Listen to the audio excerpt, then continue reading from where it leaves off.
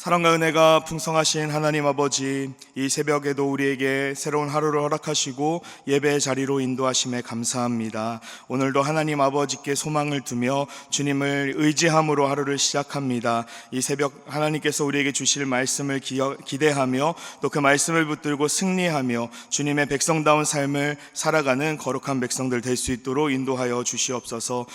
우리 대전중앙교회 가운데 함께 하시며 날마다 은혜를 더하시고 모든 성도들의 삶 가운데 하나님의 동행하시고 인도하시는 풍성한 은혜를 날마다 누릴 수 있도록 주님께서 언제나 우리와 함께하여 주시옵소서.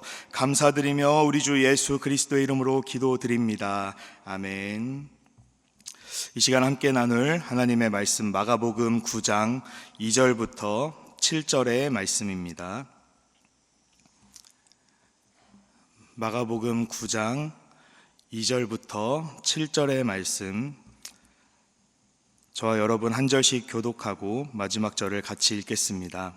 제가 먼저 2절을 읽습니다. 엿새 후에 예수께서 베드로와 야고보와 요한을 데리시고 따로 높은 산에 올라가셨더니 그들 앞에서 변형되사 그 옷이 광채가 나며 세상에서 빨래하는 자가 그렇게 희게 할 수 없을 만큼 매우 희어졌더라. 이에 엘리야가 모세와 함께 그들에게 나타나 예수와 더불어 말하거늘 베드로가 예수께 고하되 랍비여 우리가 여기 있는 것이 좋사오니 우리가 초막 셋을 짓되 하나는 주를 위하여 하나는 모세를 위하여 하나는 엘리야를 위하여 하사이다 하니 이는 그들이 몹시 무서워하므로 그가 무슨 말을 할지 알지 못함이더라. 마침 구름이 와서 그들을 덮으며 구름 속에서 소리가 나되 이는 내 사랑하는 아들이니 너희는 그의 말을 들으라 하는지라. 아멘. 할렐루야. 이 새벽을 깨워 예배 자리로 나오신 모든 성도님들 환영하고 축복합니다. 오늘 주신 말씀을 가지고 사명을 위해 기꺼이 고난을 선택하라 라는 제목으로 함께 말씀 나누겠습니다. 오늘 우리가 읽었던 9장 앞장에는 8장에서 예수님께서 제자들에게 십자가 죽음에 대해서 예언을 하시고 또 제자들에게 제자의 길이 무엇인지에 대해 말씀하십니다.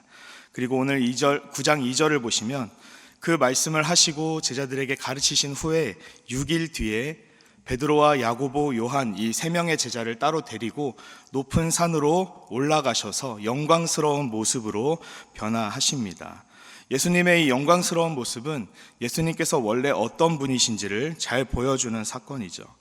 그 영광이 얼마나 찬란했는지 3절의 말씀에 보면 그 옷이 광채가 나며 세상에서 빨래하는 자가 그렇게 희게 할 수 없을 만큼 매우 희어졌다라고 기록하고 있습니다. 예수님의 영광이 예수님께서 입고 계신 옷을 밝게 빛나게 할 만큼 찬란한 영광이었던 것이죠.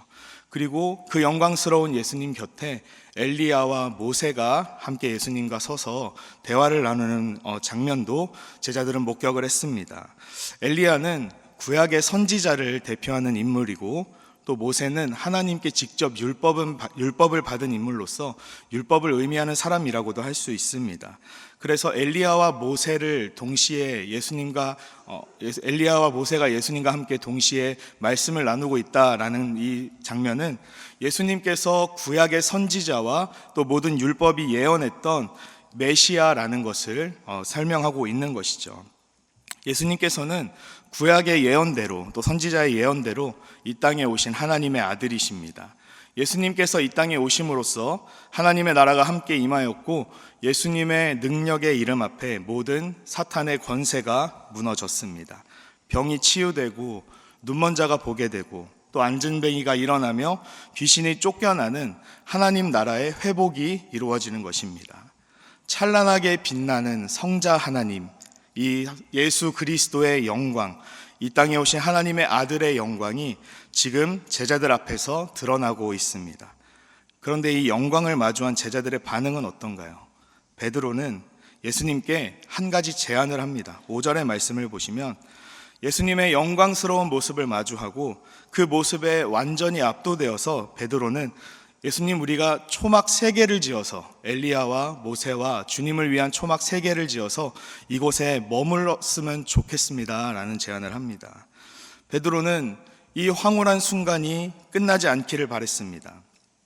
예수님을 통해 나타나는 찬란한 영광, 그리고 엘리야와 모세와 대화를 나누시는 우리 주님의 모습, 이 순간을 영원히 간직하기 원해서 초막을 지어서 이곳에 평생 머물자고 제안하고 있는 것입니다.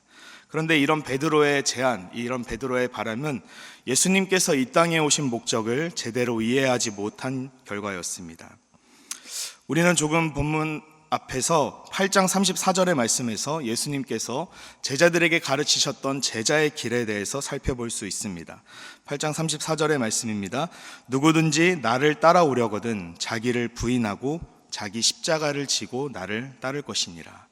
예수님께서 제자들에게 자기를 부인하고 십자가를 지고 따르라 라는 이 말씀을 하신 근거는 예수님께서 먼저 그 길을 걸어가실 것이기 때문입니다. 예수님께서 이 땅에 오신 목적, 예수님께서 영광을 받으시는 그 길은 지금 이 변화산에서 찬란한 영광을 드러내서 사람들에게 영광을 받는 것이 아니라 많은 사람들의 손에 붙들려서 십자가에 달려 죽는 것, 이것이 예수님께서 영광을 받으시는 길이었습니다. 십자가에 달려 죽으시고 3일 만에 부활하심으로 모든 이름 위에 뛰어난 이름을 얻으시는 것, 이것이 예수님께서 취하실 영광이었습니다. 그런데 지금 베드로는 이 영광스러운 순간에 매몰되어서 완전히 압도되어서 평생 이곳에 머물자, 예수님께서 십자가의 길을 걸어가시지 않도록 평생 이곳에서 지금 이 영광스러운 상황에 머물자라고 제안하고 있는 것입니다. 우리가 여기 있는 것이 좋사오니 라는 이 베드로의 말은 예수님께서 당하실 고난을 듣고 예수님을 붙들고 항변했던 베드로의 모습을 연상시킵니다. 주님께서 십자가의 고난을 미리 예언하실 때 주님을 붙들고 결코 이 일이 주께 일어나지 않을 것입니다 라고 베드로는 예수님에게 항변했습니다. 그리고 예수님께서는 베드로에게 뭐라고 말씀하십니까? 사탄아 내 뒤로 물러가라 라고 말씀하시죠. 예수님께서 영광을 받으실 그 길, 예수님께서 이 땅에 오신 목적, 그 사명의 길을 걸어가지 못하게 방해하는 베드로를 향해 사탄이라고까지 부르시면서 예수님께서는 이 사명의 길을 끝까지 완수하려고 하셨습니다. 이 영광스러운 예수님의 모습을 보면서 산에서 내려가지 말고 이곳에서 초막을 짓고 지내자라는 이 베드로의 말은 예수님께서 이 땅에 오신 목적과 완전히 배치되는 말입니다. 지극히 인간적인 생각입니다. 예수님께서 이 땅에 오신 목적을 이루기 위해서는 지금 영광스러운 모습에 머물러서는 안 됩니다. 이 땅에 인간의 몸을 입고 성자 하나님께서 낮아지신 것처럼 이 산에서 머물 것이 아니라 다시 마을로 내려가서 병든 자를 고치시고 하나님 나라의 복음을 전하는 것이 예수님께서 이 땅에 오신 목적입니다. 그리고 장로들과 서기관에게 붙잡혀서 십자가에 못 박혀 죽으셔야 합니다. 하지만 베드로는 지금 이 상황에 만족하여 이곳에 머물자고 제안했던 것이죠. 사랑하는 여러분, 우리도 마찬가지입니다. 우리는 때때로 베드로처럼 눈에 보이는 것에 사로잡혀 지금의 상황에 만족하고 안주하기도 합니다. 하지만 우리가 더 주목하고 언제나 잊지 말아야 할 것은 우리에게 주어진 상황이 아니라 우리를 통해 이루고자 하시는 하나님의 뜻입니다. 하나님께서 우리에게 허락하신 사명이라는 것을 기억하시기 바랍니다.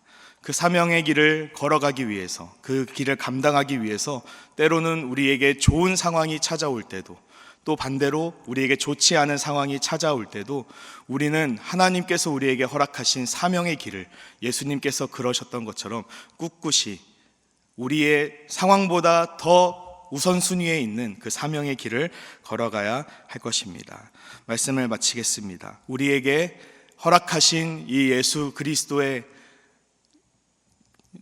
그리스도께서 모범을 보이신 이 십자가의 길, 그 사명을 먼저 완수하시기 위해 영광스러운 모습을 버리시고 이 땅에 오신 그 예수님의 모습을 우리가 함께 본받아서 매일매일 우리의 삶 가운데 허락하신 하나님께서 우리에게 맡기신 그 사명의 길을 오늘도 묵묵히 걸어가시는 저와 여러분 되시기를 축복합니다.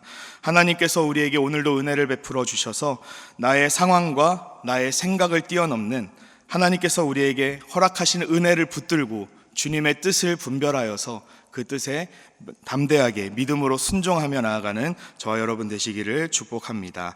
이 시간 우리 함께 기도하실 때 오늘 들으신 말씀을 기억하며 먼저 기도하도록 하겠습니다. 하나님 아버지, 오늘 하루도 우리를 긍휼히 여기시며 또 풍성한 은혜를 베풀어 주셔서 우리는 연약하여 날마다 눈에 보이는 것과 귀에 들리는 것에 흔들리지만 하나님께서 우리에게 주신 믿음으로, 우리에게 베푸시는 은혜로 우리가 상황에 따라 요동하지 않게 하시고 우리에게 허락하신 삶의 자리에서 묵묵히 사명의 길을 걸어가게 하여 주시옵소서.